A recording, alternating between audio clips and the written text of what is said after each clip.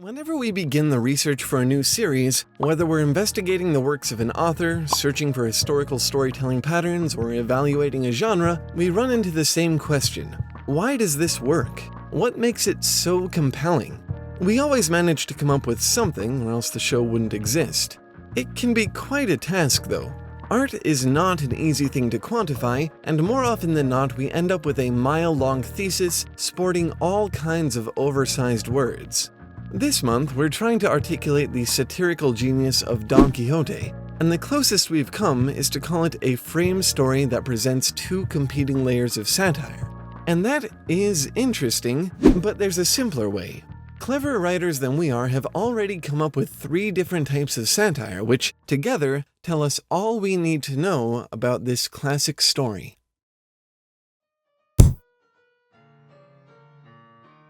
By definition, satire is rather broad. It's not a genre so much as it is a style. Any work that employs exaggeration, humor, irony, or ridicule to provide a criticism of something can fit the bill. But notice that word "or." Satire is perhaps best known as a type of comedy, but it doesn't have to be. Look at, for instance, George Orwell's 1984.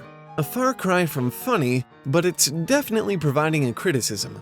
The same is true for A Modest Proposal by Jonathan Swift. Ridicule, irony, hyperbole, but not much actual humor to speak of. These both fit the shape of the classic satirical mode, Juvenalian satire. The style was named for an early Roman poet, Juvenal, whose work criticized figures and institutions of the time through personal invective, angry moral indignation, and general cynicism.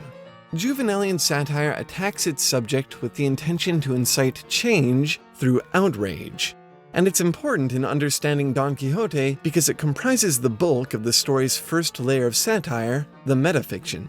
Throughout both the first and second parts of the novel, Cervantes interjects in the guise of various fictional narrators, each of whom provides a relatively stark perspective on the state of Spanish literature at the time.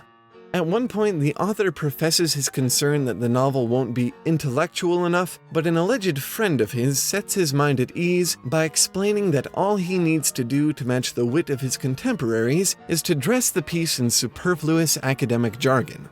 Seeing how ridiculous this process will be, he decides to forego it altogether. That's just one example. The novel is rife with this stuff, usually directing it toward romanticism. Cervantes draws special attention to this by comparing his hyper-vitriolic tone to the emphatic praises of his metafictional translator, Cide Hamete Benengeli. This stark, biting criticism creates the first half of the book's fascinating satirical dynamic.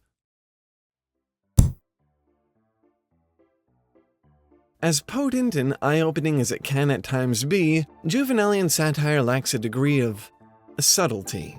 It can often be hard to distinguish from pure scrutiny, which is less than desirable when you're trying to use it as a rhetorical tool. Sometimes the gentler option is the more powerful. At least that's the philosophy behind Juvenalian satire's more playful counterpart, Horatian satire. Also named for an early Roman poet, Horace, Horatian satire is about indulgence, tolerance, amusement, and wit. The aim is to make the reader laugh not only at the subject of the criticism, but also at themselves when they bear resemblance to it. Look, for example, at the comical overcharacterization in Jane Austen's Pride and Prejudice, or perhaps the absurdly backward behaviors in Sir Terry Pratchett's Discworld books. The point of these stories is not to draw ire and outrage toward the subject of the criticism, but gently to show the audience how ridiculous it is. And this is what we see in the tale of Don Quixote. At every turn, another absurd satiric parable about the dangers of romantic idealization. One of our favorite cases of this comes from a show of knightly justice in the first part when Quixote sets a train of prisoners he believes to be unjustly punished free. As repayment for his service, he asks only that they make a pilgrimage to his imaginary princess and tell her the story. Instead, they beat him up and run off into the countryside with his things. We expect some form of gratitude, but their ironic reaction gives us a taste of how impractical his behavior truly is. The fruits of romantic gallantry. As you can see, Don Quixote is satirically diverse. In writing it, Cervantes managed to employ both the biting criticism of Juvenal and the gentle ridicule of Horace. Nevertheless, the difference between the two is, in this case, only stylistic. They both have the same effect: to criticize the romantic traditions of Spain and, on a greater scale, romance itself. But there's another layer here. Beneath this story's actual text, we find a highly sympathetic subtext. Though a fool and a nuisance, the character of Don Quixote is ultimately a force of good. His romantic mania inspires bravery, hope, joy, and initiative in those around him. Sure, Cervantes portrays him as exuberant and brash in the first part, but in the second he becomes moderate, thoughtful, even helpful, and the villains turn out to be those who scorn and abuse the dreamer, robbing him and the rest of the world of his great, impossible dream. Naturally, this also implicates Cervantes and his metafictional cast. Thus, rather than a couple of satirical styles used in criticism of the same thing, the entire piece becomes a dialogue, urging the audience to think critically about the subject in multiple ways. That was a lot of words. To put it in simpler terms, Don Quixote is a Menippean satire. That is, it's similar in style to the work of the 3rd century Greek poet Menippus. Allegedly, he used a variety of tools and styles, prose, verse, variations in tone, to create a critical discourse about a high concept rather than a specific person or institution. Take Lewis Carroll's Alice in Wonderland, for instance.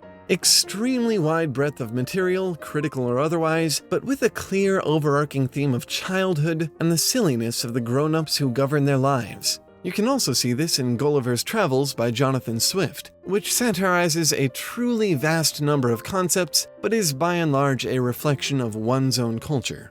This is the simplest way to explain the genius of Don Quixote. Cervantes gives us satire of both romance and its critics, but the story itself is about the value of romanticism in a changing world, a discussion that we find particularly worthwhile.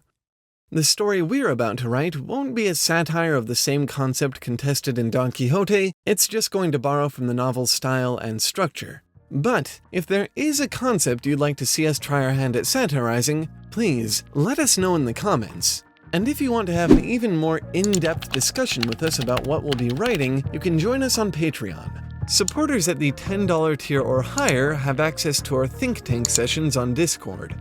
They are a lot of fun, and it's a great way to contribute to the show. Anyway, that's all for now. Thanks for watching, and keep making stuff up. We'll see you next week. Bye!